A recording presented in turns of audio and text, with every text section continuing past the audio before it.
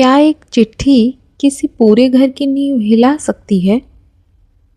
कल्पना कीजिए, एक ऐसी स्त्री जिसने 15 वर्षों तक बिना शिकायत एक घर की बहू बनकर हर रिश्ता निभाया, लेकिन एक दिन तीर्थ पर जाकर वह अपने पति को एक पत्र लिखती है और उस पत्र में वह ऐसा सच कहती है जिसे सुनकर केवल उसका पति ही नहीं, पूरा समाज कटघरे में खड़ा हो जाता है।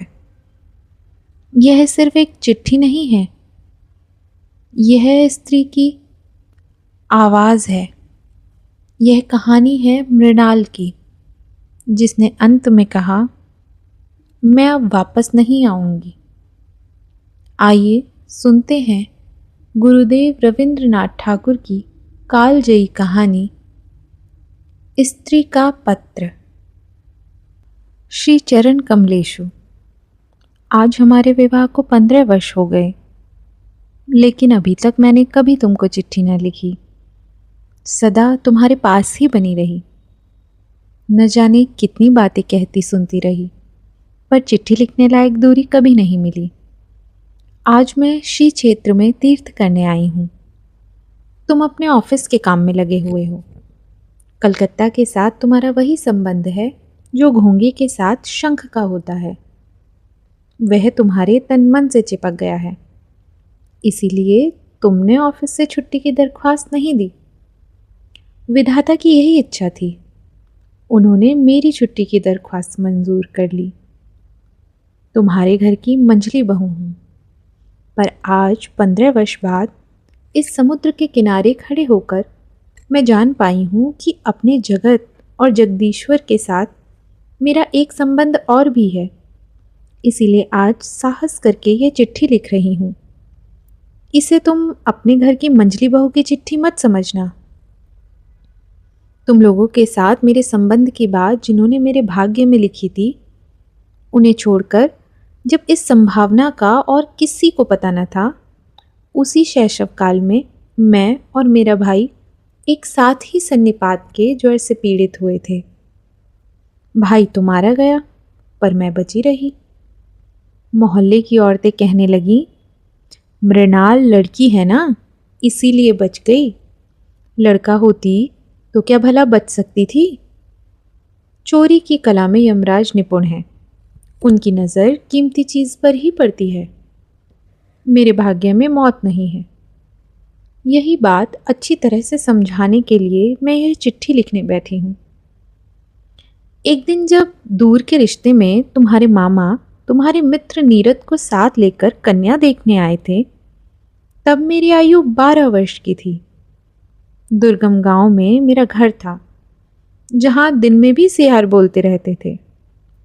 स्टेशन से 7 कोस तक छकड़ा गाड़ी में चलने के बाद बाकी 3 मील का कच्चा रास्ता पालकी में बैठकर पार करने के बाद हमारे गांव में पहुंचा जा सकता था। उस दिन तुम लोगों को कितनी हैरानी हुई। उस पर हमारे पूर्वी बंगाल का भोजन। मामा उस भोजन की हंसी उड़ाना आज भी नहीं भूलते। तुम्हारी माँ की ही एक जिद थी कि बड़ी बहू के रूप की कमी को मंझली बहू के द्वारा पूरी करें। नहीं तो भला इतना कष्ट करके तुम लोग हमारे गांव क्यों आते? पीलिया, यकृत, उदरशूल और दुल्हन के लिए बंगाल प्रांत में खोज नहीं करनी पड़ती। वे स्वयं ही आकर घेर लेते हैं, छुड़ाए नहीं छूटते। पिता की छाती धक धक करने लगी। माँ दुर्गा का नाम जपने लगी। शहर के देवता को गांव का पुजारी क्या देकर संतुष्ट करे? बेटी के रूप का भरोसा था, लेकिन स्वयं बेटी में उस रूप का कोई मूल्य नहीं होता। देखने आया हुआ व्यक्ति जो मूल्य दे, वही उसका मूल्य होता है। इसीलिए तो 1000 रूप गुण होने पर भी लड़कियों का संकोच किसी भी तरह दूर नहीं होता। सारे घर का, यही नहीं, सारे मोहल्ले का यह आतंक मेरी छाती पर पत्थर की तरह जमकर बैठ गया। आकाश का सारा उजाला और संसार की समस्त शक्ति उस दिन मानो इस 12 वर्षीय ग्रामीण लड़की को 2 परीक्षकों की दो जोड़ी आंखों के सामने कस कर पकड़ रखने के लिए चपरासगिरी कर रही थी। मुझे कहीं छिपने की जगह न मिली। अपने करुण स्वर में संपूर्ण आकाश को कपाती हुई शहनाई बज उठी। मैं तुम लोगों के यहाँ आ पहुंची। मेरे सारे ऐबों का ब्यौरेवार हिसाब लगाकर गृहिणियों को यह स्वीकार करना पड़ा कि सब कुछ होते हुए भी मैं सुंदरी जरूर हूं। यह बात सुनते ही मेरी बड़ी जेठानी का चेहरा भारी हो गया। लेकिन सोचती हूं, मुझे रूप की जरूरत ही क्या थी? रूप नामक वस्तु को अगर किसी त्रिपुंडी पंडित ने गंगा मिट्टी से गाड़ा हो तो उसका आदर हो, लेकिन उसे तो विधाता ने केवल अपने आनंद से निर्मित किया है। इसीलिए तुम्हारे धर्म के संसार में उसका कोई मूल्य नहीं। मैं रूपवती हूं, इस बात को भूलने में तुम्हें बहुत दिन नहीं लगे, लेकिन मुझ में बुद्धि भी है, यह बात तुम लोगों को पग पग पर याद करनी पड़ी। मेरी यह बुद्धि इतनी प्रकृत है कि तुम लोगों की गृह गृहस्थी में इतना समय काट देने पर भी आज भी टिकी हुई है।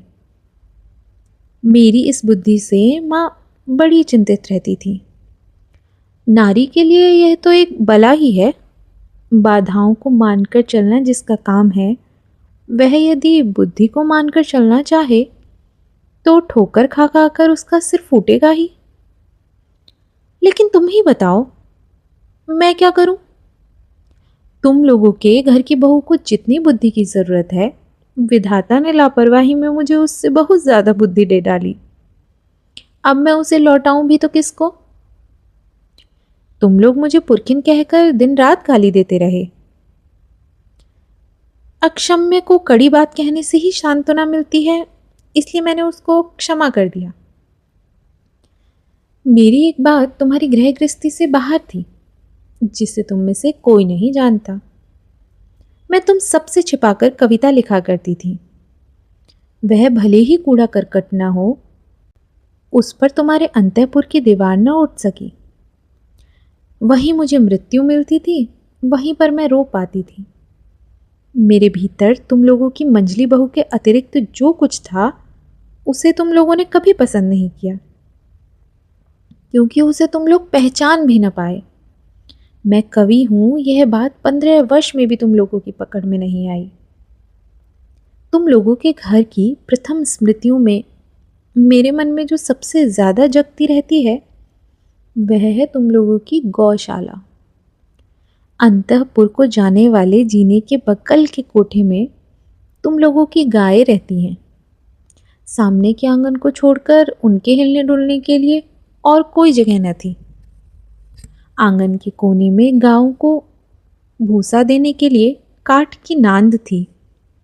सवेरे नौकर को तरह तरह के काम रहते, इसीलिए भूखी गायें नांद के किनारों को चाट चाट कर, चबा चबा कर खुरच देती।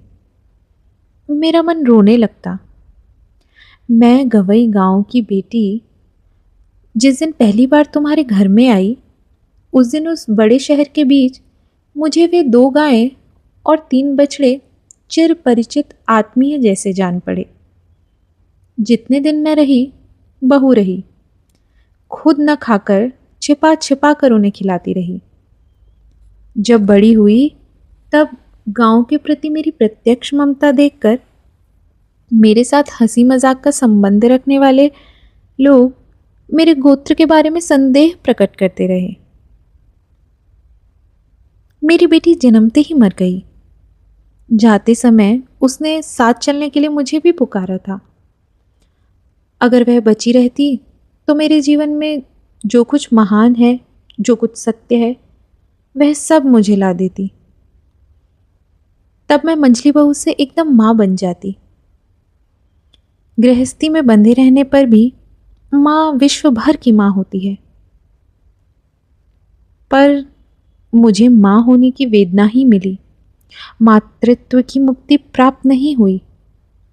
मुझे याद है, अंग्रेज डॉक्टर को हमारे घर का भीतरी भाग देखकर बड़ा आश्चर्य हुआ था और जच्चा घर देखकर नाराज होकर उसने डांट फटकार भी लगाई थी। सदर में तो तुम लोगों का छोटा सा बाग है, कमरे में भी साज श्रृंगार की कोई कमी नहीं, पर भीतर का भाग मानो पश्मीने के काम की उल्टी परत हो। वहां न कोई लज्जा, न सौंदर्य, न श्रृंगार।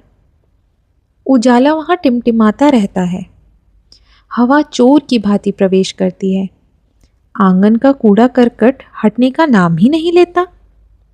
फर्श और दीवार पर कालिमा अक्षय बनकर विराजती है।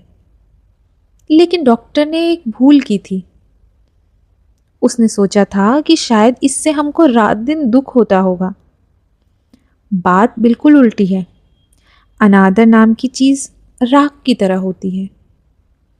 वह शायद भीतर ही भीतर आग को बनाए रहती है, लेकिन ऊपर से उसके ताप को प्रकट नहीं होने देती। जब आत्मसम्मान घट जाता है, तब अनादर में अन्याय भी नहीं दिखाई देता। इसीलिए उसकी पीड़ा नहीं होती। यही कारण है कि नारी दुख का अनुभव करने में भी लज्जा पाती है। इसीलिए मैं कहती हूँ, अगर तुम लोगों की व्यवस्था यही है कि नारी को दुख पाना ही होगा, तो फिर जहां तक संभव हो उसे अनादर में रखना ही ठीक है। आदर से दुख की व्यथा और बढ़ जाती है।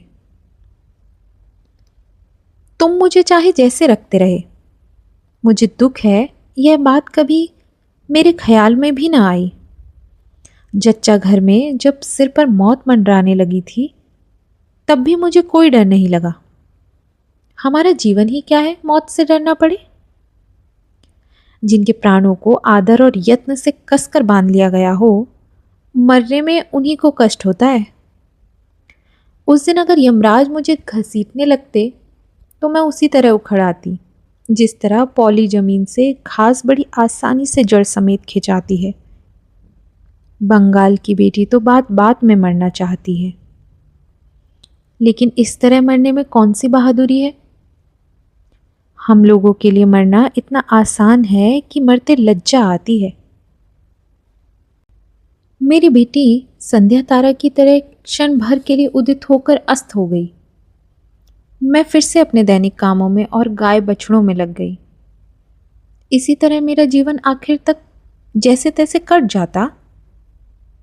आज तुम्हें यह चिट्ठी लिखने की जरूरत ना पड़ती, लेकिन कभी कभी हवा एक मामूली सा बीज उड़ाकर ले जाती है और पक्के दालान में पीपल का अंकुर फूटता है, और होते होते उसी से लकड़ी पत्थर की छाती को विदीर्ण होने लग जाती है। मेरी गृहस्थी की पक्की व्यवस्था में भी जीवन का एक छोटा सा कण न जाने कहाँ से उड़कर आ पड़ा।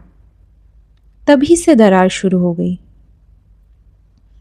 जब विधवा माँ की मृत्यु के बाद मेरी बड़ी जेठानी की बहन बिंदु ने अपने चचेरे भाइयों के अत्याचार के मारे एक दिन हमारे घर में अपनी दीदी के पास आश्रय लिया था, तब तुम लोगों ने सोचा था यह कहाँ की बला आ गई। आग लगे मेरे स्वभाव को, करती भी क्या। देखा, तुम लोग सब मन ही मन खींच उठे हो, इसीलिए उस निराश्रिता लड़की को घेरकर मेरा संपूर्ण मन एकाएक जैसे कमर बांधकर खड़ा हो गया। पराए घर में पराए लोगों की अनिच्छा होते हुए भी आश्रय लेना कितना बड़ा अपमान है। यह अपमान भी जिसे विवश होकर स्वीकार करना पड़ा हो, उसे क्या धक्का देकर एक कोने में डाल दिया जाता है। बाद में मैंने अपनी बड़ी जेठानी की दशा देखी। उन्होंने अपनी गहरी संवेदना के कारण ही बहन को अपने पास बुलाया था, लेकिन जब उन्होंने देखा कि इसमें पति की इच्छा नहीं है, तो उन्होंने ऐसा भाव दिखाना शुरू किया मानो उन पर कोई बड़ी बला आ पड़ी हो, मानो अगर वह किसी तरह दूर हो सके तो जान बचे। उन्हें इतना साहस न हुआ कि वह अपनी अनाथ बहन के प्रति खुले मन से स्नेह प्रकट कर सके। वे पतिव्रता जो थी, उनका यह संकट देखकर मेरा मन और भी दुखी हुआ। मैंने देखा बड़ी जेठानी ने खास तौर से जो सबको दिखा दिखाकर बिंदु के खाने पहनने की ऐसी रद्दी व्यवस्था की, और उसे घर में इस तरह नौकरानियों के से काम सौंप दिए कि मुझे दुख ही नहीं, लज्जा भी हुई। मैं सबके सामने इस बात को प्रमाणित करने में लगी रहती थी कि हमारी गृहस्थी को बिंदु बहुत सस्ते दामों में मिल गई है, ढेरों काम करती है, फिर भी खर्च की दृष्टि से बेहद सस्ती है। मेरी बड़ी जेठानी के पितृवंश में कुल के अलावा और कोई बड़ी चीज न थी, न रूप था न धन। किस तरह मेरे ससुर के पैरों पड़ने पर तुम लोगों के घर में उनका ब्याह हुआ था, यह बात तुम अच्छी तरह जानते हो। मैं सदा यही सोचती रही कि उनका विवाह तुम्हारे वंश के प्रति बड़ा भारी अपराध था, इसीलिए वे सब बातों में अपने आप को भरसक दूर रखकर, अपने को छोटा मानकर तुम्हारे घर में बहुत ही थोड़ी जगह में सिमट कर रहती थीं। लेकिन उनके इस प्रशंसनीय उदाहरण से हम लोगों को बड़ी कठिनाई होती रही। मैं अपने आप को हर तरफ से इतना बेहद छोटा नहीं बना पाती। मैं जिस बात को अच्छा समझती हूँ उसे किसी और के खातिर बुरा समझने को मैं उचित नहीं मानती। इस बात के तुम्हें भी बहुत से प्रमाण मिल चुके हैं। बिंदु को मैं अपने कमरे में घसीट लाई। जीजी कहने लगी, मंझली बहू गरीब घर की बेटी का दिमाग खराब कर डालेगी। वे सबसे मेरी इस ढंग से शिकायत करती फिरती थी मानो मैंने कोई भारी आफत ढा दी। लेकिन मैं अच्छी तरह जानती हूँ, वे मन ही मन सोचती थी कि जान बची। अब अपराध का बोध मेरे सर पर पड़ने लगा। वे अपनी बहन के प्रति खुद जो स्नेह नहीं दिखा पाती थी, वही मेरे द्वारा प्रकट करके उनका मन हल्का हो जाता। मेरी बड़ी जेठानी बिंदु की उम्र में से 2-1 अंक कम कर देने की चेष्टा किया करती थी, लेकिन अगर अकेले में उनसे यह कहा जाता कि उसकी अवस्था 14 से कम नहीं थी तो ज्यादती ना होती। तुम्हें तो मालूम है, देखने में वह इतनी कुरूप थी कि अगर वह फर्श पर गिरकर अपना सर फोड़ लेती तो भी लोगों को घर के फर्श की ही चिंता होती। यही कारण है कि माता पिता के न होने पर ऐसा कोई न था जो उसके विवाह की सोचता, और उसे लोग भला कितने थे जिनके प्राणों में इतना बल हो कि उससे ब्याह कर सके। बिंदु बहुत डरती डरती मेरे पास आई, मानो अगर मेरी देह उससे छू जाएगी तो मैं सह नहीं पाऊंगी, मानो संसार में उसको जन्म लेने का कोई अधिकार ही न था। इसीलिए वह हमेशा अलग हटकर आंख बचाकर चलती। उसके पिता के यहाँ उसके चचेरे भाई उसके लिए ऐसा एक भी कोना नहीं छोड़ना चाहते थे जिसमें वह फालतू चीज की तरह भी पड़ी रह सके।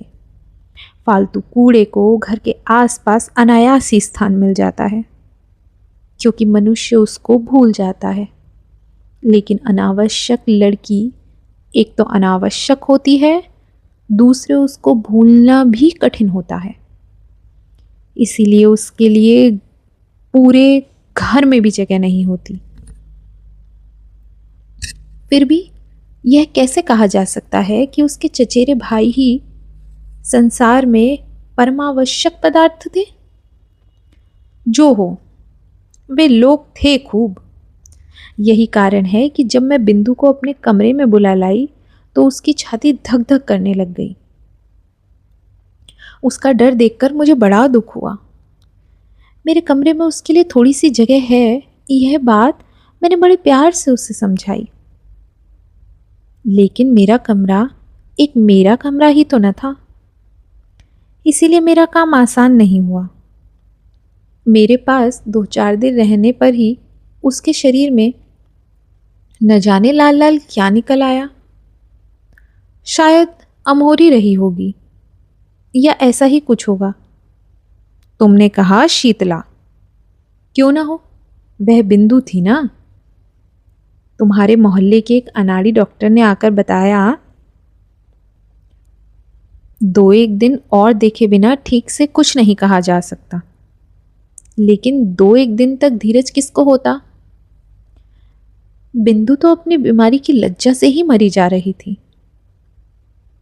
मैंने कहा, शीतला है तो हो, मैं उसे अपने जच्चा घर में लेवा ले जाऊंगी और किसी को कुछ करने की जरूरत नहीं।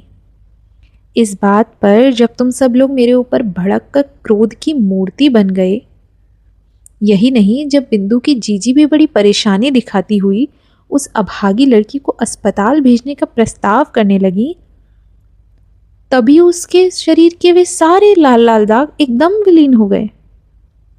मैंने देखा कि इस बात से तुम लोग और भी व्यग्र हो उठे। कहने लगे, अब तो वाकई शीतला बैठ गई है।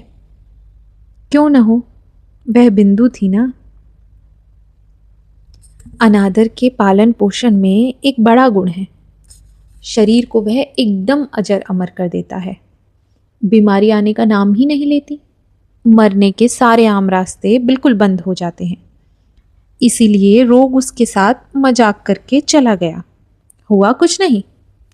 लेकिन यह बात अच्छी तरह स्पष्ट हो गई कि संसार में ज़्यादा साधनहीन व्यक्ति को आश्रय देना ही सबसे कठिन है।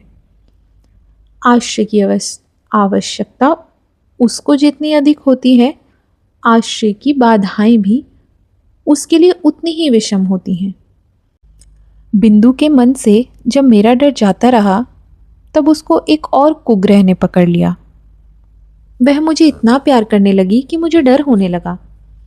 स्नेह की ऐसी मूर्ति तो संसार में पहले कभी देखी ही नहीं थी। पुस्तकों में पढ़ा अवश्य था, पर वह भी स्त्री पुरुष के बीच भी। बहुत दिनों में ऐसी कोई घटना नहीं हुई थी कि मुझे अपने रूप की बात याद आती। अब इतने दिनों बाद यह कुरूप लड़की मेरे उसी रूप के पीछे पड़ गई। रात दिन मेरा मुंह देखते रहने पर भी उसकी आंखों की प्यास नहीं बुझती थी। कहती, जीजी, तुम्हारा यह मुख मेरे अलावा और कोई नहीं देख पाता। जिस दिन मैं स्वयं ही अपने केश बांध लेती, उस दिन वह बहुत रूठ जाती। अपने हाथों से मेरे केश को हिलाने डुलाने से उसे बड़ा आनंद आता। कभी कहीं दावत में जाने के अतिरिक्त और कभी तो मुझे साज श्रृंगार की आवश्यकता पड़ती ही न थी, लेकिन बिंदु मुझे तंग कर कर के थोड़ा बहुत सजाती रहती। वह लड़की मुझे लेकर बिल्कुल पागल हो गई थी। तुम्हारे घर के भीतरी हिस्से में कहीं रत्ती भर भी मिट्टी न थी। उत्तर की ओर की दीवार में नाली के किनारे न जाने कैसे एक गाब का पौधा निकला। जिस दिन देखती कि उस गाब के पौधे में नई लाल लाल कोपलें निकल आई हैं, उसी दिन जान पड़ता कि धरती पर वसंत आ गया है। और जिस दिन मेरी गृहस्थी में जुटी हुई इस अनादृत लड़की के मन का ओर छोर किसी तरह रंग उठा, उस दिन मैंने जाना कि हृदय के जगत में भी वसंत की हवा बहती है। वह किसी स्वर्ग से आती है, गली के मोड़ से नहीं। बिंदु के स्नेह के दुस्सह वेग ने मुझे अधीर कर डाला था। मैं मानती हूं कि मुझे कभी कभी उस पर क्रोध आ जाता, लेकिन उस स्नेह में मैंने अपना एक ऐसा रूप देखा जो जीवन में मैं पहले कभी नहीं देख पाई थी। वही मेरा मुख्य स्वरूप है। इधर मैं बिंदु जैसी लड़की को जो इतना लाड प्यार करती थी, यह बात तुम लोगों को बड़ी जाती लगी। इसे लेकर बराबर खटपट होने लगी। जिस दिन मेरे कमरे से बाजूबंद चोरी हुआ, उस दिन इस बात का आभास देते हुए तुम लोगों को तनिक भी लज्जा न आई कि इस चोरी में किसी न किसी रूप से बिंदु का हाथ है।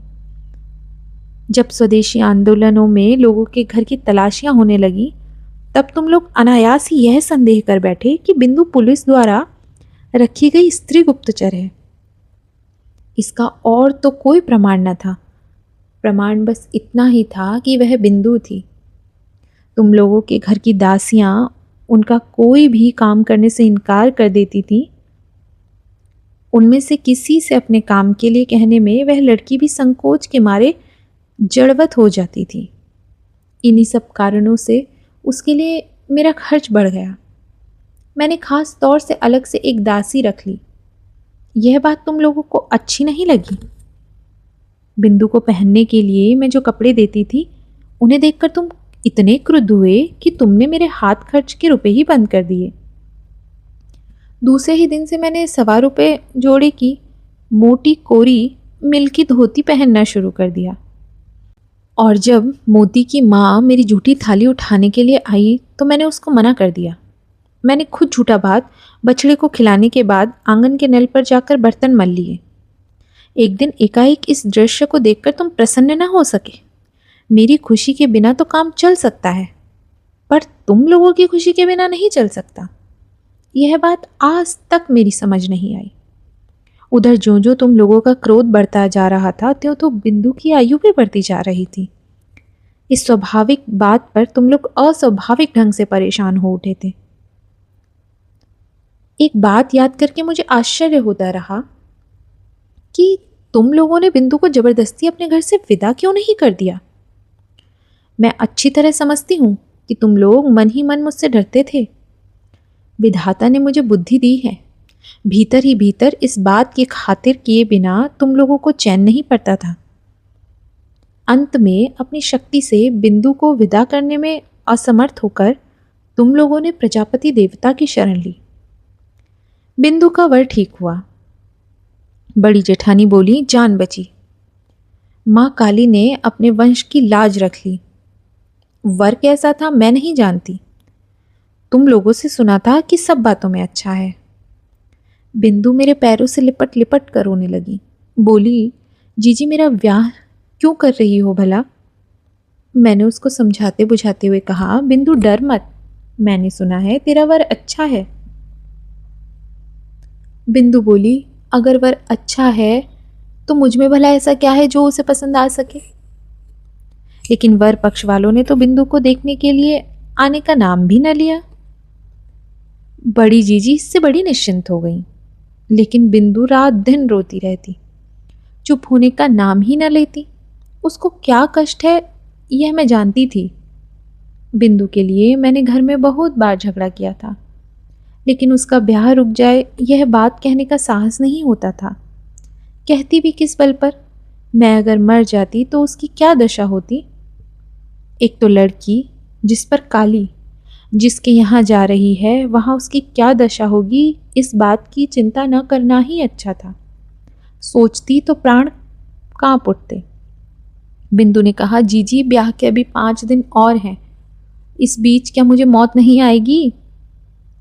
मैंने उसको खूब धमकाया, लेकिन अंतर्यामी जानते हैं कि अगर किसी स्वाभाविक ढंग से बिंदु की मृत्यु हो जाती तो मुझे चैन मिलता।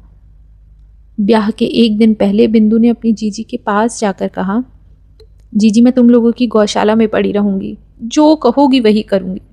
मैं तुम्हारे पैरों पड़ती हूँ, मुझे इस तरह मत धकेलो जीजी। कुछ दिनों से जीजी की आंखों से चोरी चोरी आंसू झर रहे थे। उस दिन भी झरने लगे, लेकिन सिर्फ हृदय ही तो नहीं होता, शास्त्र भी तो था। उन्होंने कहा, बिंदु जानती नहीं, स्त्री की गति मुक्ति सब कुछ पति ही है। भाग्य में अगर दुख लिखा है तो उसे कोई नहीं मिटा सकता। असली बात तो यह थी कि कोई रास्ता ही नहीं था। बिंदु को ब्याह तो करना ही पड़ेगा, फिर जो हो सो हो। मैं चाहती थी कि विवाह हमारे ही घर से हो, लेकिन तुम लोग कह बैठे वर के घर में हो, उनके कुल की यही रीति है। मैं समझ गई, बिंदु के ब्याह में अगर तुम लोगों को खर्च करना पड़ा तो तुम्हारे गृह देवता को उसे किसी भांति नहीं सह सकेंगे, इसीलिए चुप रह जाना पड़ा। लेकिन एक बात तुम में से कोई नहीं जानता।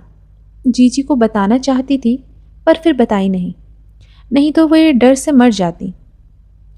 मैंने अपने थोड़े बहुत गहने लेकर चुपचाप बिंदु का श्रृंगार कर दिया था। सोचा था जीजी की नज़र में तो ज़रूर ही पड़ जाएगा, लेकिन उन्होंने जैसे देखकर भी नहीं देखा। दुहाई है धर्म की, इसीलिए तुम उन्हें क्षमा कर देना। जाते समय बिंदु मुझसे लिपट कर बोली, जीजी तो क्या तुम लोगों ने मुझे एकदम त्याग दिया। मैंने कहा, नहीं बिंदु, तुम चाहे जैसी हालत में रहो, प्राण रहते मैं तुम्हें नहीं त्याग सकती। 3 दिन बीते, तुम्हारे ताल्लुके के आसामियों ने तुम्हें खाने के लिए जो भेड़ा दिया था उसे तुमने जठराग्नि से बचाकर नीचे वाली कोयले की कोठरी में एक कोने में बांध दिया था। सवेरे उठते ही मैं खुद जाकर उसको दाना खिलाती। 2-1 दिन तुम्हारे नौकरों पर भरोसा करके देखा, उसे खिलाने की बजाय उनका झुकाव उसी को खा जाने की ओर अधिक था। उस दिन सवेरे कोठरी में गई तो देखा बिंदु एक कोने में गुड़मुड़ होकर बैठी है। मुझे देखते ही वह मेरे पैर पकड़कर चुपचाप रोने लगी। बिंदु का पति पागल था। सच कह रही है बिंदु? तुम्हारे सामने क्या मैं इतना बड़ा झूठ बोल सकती हूँ दीदी? वह पागल है। इस विवाह में ससुर की सम्मति नहीं थी, लेकिन मेरी सास से यमराज की तरह डरते थे। ब्याह के पहले ही काशी चल दिए थे। सास ने जिद करके अपने लड़के का ब्याह कर लिया। मैं वहीं कोयले के ढेर पर बैठ गई। स्त्री पर स्त्री को दया नहीं आती। कहती है कोई लड़की थोड़ी है, लड़का पागल है तो हो, है तो पुरुष। देखने में बिंदु का पति पागल नहीं लगता, लेकिन कभी कभी उसे ऐसा उन्माद चढ़ता कि उसे कमरे में ताला बंद करके रखना पड़ता। ब्याह की रात वह ठीक था, लेकिन रात में जागते रहने के कारण और इसी तरह के और झंझटों के कारण दूसरे दिन उसका दिमाग बिल्कुल खराब हो गया। बिंदु दोपहर को पीतल की थाली में भात खाने बैठी थी। अचानक उसके पति ने भात समेत थाली उठाकर आंगन में फेंक दी। न जाने क्यों अचानक उसको लगा मानो बिंदु रानी रासमणी हो। नौकर ने हो न हो चोरी से उसी के सोने के थाल में रानी के खाने के लिए भात दिया हो, इसीलिए उसे क्रोध आ गया था। बिंदु तो डर के मारे मरी जा रही थी। तीसरी रात को जब उसकी सास ने उससे अपने पति के कमरे में सोने के लिए कहा तो बिंदु के प्राण सूख गए। उसकी सास को जब क्रोध आता था तो होश में नहीं रहती थी। वह भी पागल ही थी, लेकिन पूरी तरह से नहीं, इसीलिए वह ज़्यादा खतरनाक थी। बिंदु को कमरे में जाना ही पड़ा। उस रात उसके पति का मिजाज ठंडा था, लेकिन डर के मारे बिंदु का शरीर पत्थर हो गया था। पति जब सो गए तब काफ़ी रात बीतने पर वह किस तरह चतुराई से भागकर चली आई, इसका विस्तृत वर्णन लिखने की आवश्यकता नहीं है। घृणा और क्रोध से मेरा शरीर जलने लगा। मैंने कहा, इस तरह धोखे के ब्याह को ब्याह नहीं कहा जा सकता। बिंदु, तू जैसे रहती थी वैसे ही मेरे पास रह।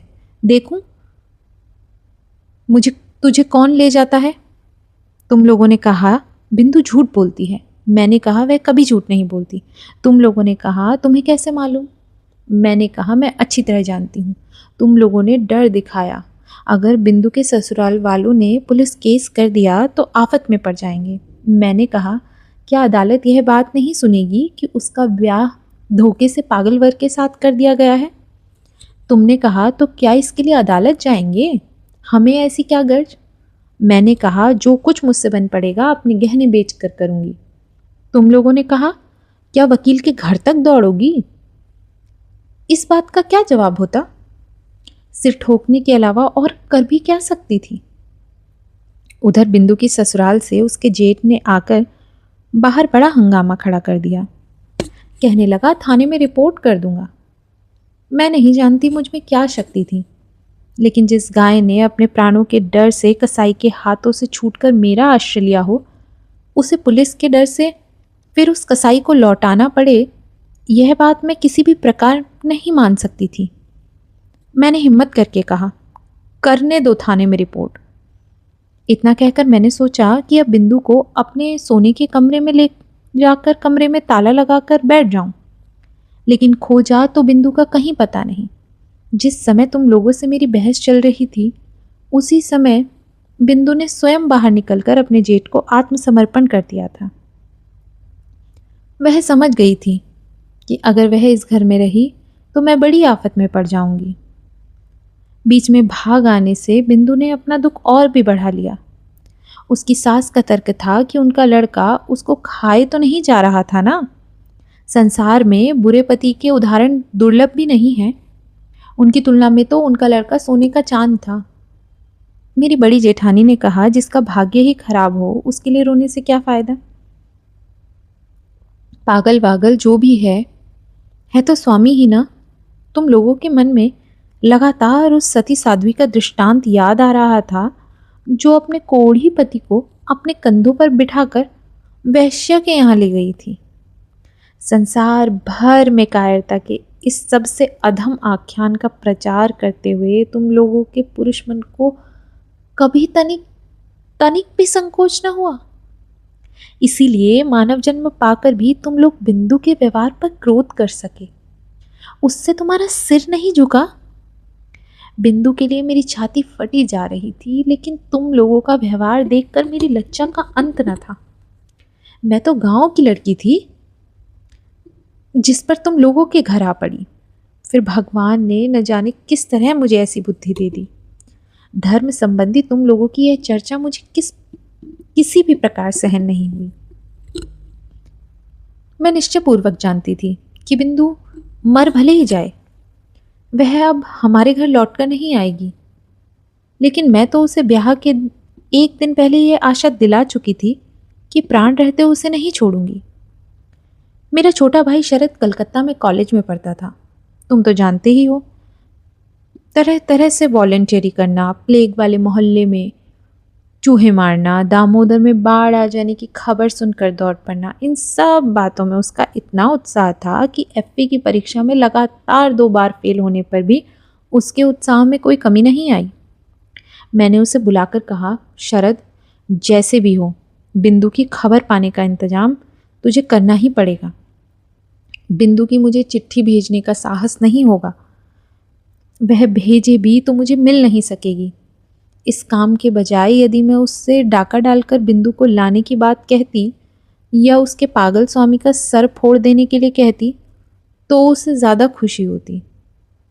शरद के साथ बातचीत कर ही रही थी, तभी तुमने कमरे में आकर कहा, तुम फिर यहाँ क्या बखेड़ा कर रही हो? मैंने कहा, वही जो शुरू से करती आई हूँ जब से तुम्हारे घर आई हूँ। लेकिन नहीं, वह तो तुम ही लोगों की कीर्ति है। तुमने पूछा, बिंदु को लाकर फिर कहीं छिपा रखा है क्या? मैंने कहा, बिंदु अगर आती तो मैं ज़रूर ही छिपा कर रख लेती, लेकिन वह अब नहीं आएगी। तुम्हें डरने की कोई ज़रूरत नहीं। शरद को मेरे पास देखकर तुम्हारा संदेह और भी बढ़ गया। मैं जानती थी कि शरद का हमारे यहाँ आना जाना तुम लोगों को पसंद नहीं है। तुम्हें डर था कि उस पर पुलिस की नज़र है, अगर कभी किसी राजनीतिक मामले में फंस गया तो तुम्हें भी फंसा डालेगा। इसीलिए मैं भैया दूज का तिलक भी आदमी के हाथों उसी के पास भिजवा देती थी, अपने घर नहीं बुलाती थी। एक दिन तुमसे सुना कि बिंदु फिर भाग गई है, इसीलिए उसका जेठ हमारे घर उसे खोजने आया है। सुनते ही मेरी छाती में शूल चुभ गए। अभागिनी का असह्य कष्ट तो मैं समझ गई, पर फिर भी कुछ करने का कोई रास्ता न था। शरद पता करने दौड़ा। शाम को लौटकर मुझसे बोला, बिंदु अपने चचेरे भाइयों के यहाँ गई थी, लेकिन उन्होंने अत्यंत क्रुद्ध होकर उसी वक्त उसे फिर ससुराल पहुंचा दिया। इसीलिए उन्हें हर जाने का और गाड़ी के किराए का जो दंड भोगना पड़ा, उसकी खार अब भी उनके मन में है। श्री क्षेत्र की तीर्थ यात्रा करने के लिए तुम लोगों की काकी तुम्हारे यहाँ आकर ठहरी। मैंने तुमसे कहा, मैं भी जाऊंगी। अचानक मेरे मन में धर्म के प्रति ये श्रद्धा देखकर तुम इतने खुश हुए कि तुमने तनिक भी आपत्ति नहीं की। तुम्हें इस बात का भी ध्यान न था कि अगर मैं कलकत्ता में रही तो फिर किसी न किसी दिन बिंदु को लेकर झगड़ा कर बैठूंगी। मेरे मारे तो मैं बड़ी परेशानी थी। मुझे बुधवार को चलना था, रविवार को ही सब ठीक ठाक हो गया। मैंने शरद को बुलाकर कहा, जैसे भी हो बुधवार को पूरी जाने वाली गाड़ी में तुझे बिंदु को चढ़ा ही देना पड़ेगा। शरद का चेहरा खिल उठा। वह बोला, डर की कोई बात नहीं जीजी, मैं उसे गाड़ी में बिठाकर पुरी तक चला चलूँगा। इसी बहाने जगन्नाथ जी के दर्शन भी हो जाएंगे। उसी दिन शाम को शरद फिर आया। उसका मुख देखते ही मेरा दिल बैठ गया। मैंने पूछा, क्या बात है शरद, शायद कोई रास्ता नहीं निकला? वह बोला, नहीं। मैंने पूछा, क्या उसे राजी नहीं कर पाए? उसने कहा, अब ज़रूरत भी नहीं है। कल रात अपने कपड़ों में आग लगाकर वह आत्महत्या करके मर गई। उस घर के जिस भतीजे से मैंने मेल बढ़ा लिया था, उसी से खबर मिली। कि तुम्हारे नाम वह एक चिट्ठी रख गई थी, लेकिन वह चिट्ठी उन लोगों ने नष्ट कर दी। चलो, छुट्टी हुई। गांव भर के लोग चीख उठे, कहने लगे, लड़कियों का कपड़ों में आग लगाकर मर जाना तो अब एक फैशन हो गया है। तुम लोगों ने कहा अच्छा नाटक है, हुआ करे, लेकिन नाटक का तमाशा सिर्फ बंगाली लड़कियों की साड़ी पर ही क्यों होता है? बंगाली वीर पुरुषों की धोती की चुन्नटों पर क्यों नहीं होता? यह भी तो सोचकर देखना चाहिए। ऐसा ही था बिंदु का दुर्भाग्य। जितने दिन जीवित रही तनिक भी यश न मिल सका, न रूप का न गुण का। मरते वक्त भी यह नहीं हुआ कि सोच समझ कर कुछ ऐसे नए ढंग से मरती कि दुनिया भर के लोग खुशी से ताली बजा उठते। मरकर भी उसने लोगों को नाराज ही किया। जीजी कमरे में जाकर चुपचाप रोने लगी, लेकिन उस रोने में जैसे एक सांत्वना थी। कुछ भी सही, जान तो बची, मर गई, यही क्या कम है? अगर बची रहती तो न जाने क्या हो जाता। मैं तीर्थ आ पहुंची हूं। बिंदु के आने की जरूरत ही नहीं रही, लेकिन मुझे जरूरत थी। लोग जिसे दुख मानते हैं वह तुम्हारी गृहस्थी में मुझे कभी नहीं मिला। तुम्हारे यहाँ खाने पहनने की कोई कमी नहीं। तुम्हारे बड़े भाई का चरित्र चाहे जैसा हो, तुम्हारे चरित्र में ऐसा कोई दोष नहीं जिसके लिए विधाता को बुरा कह सकूं।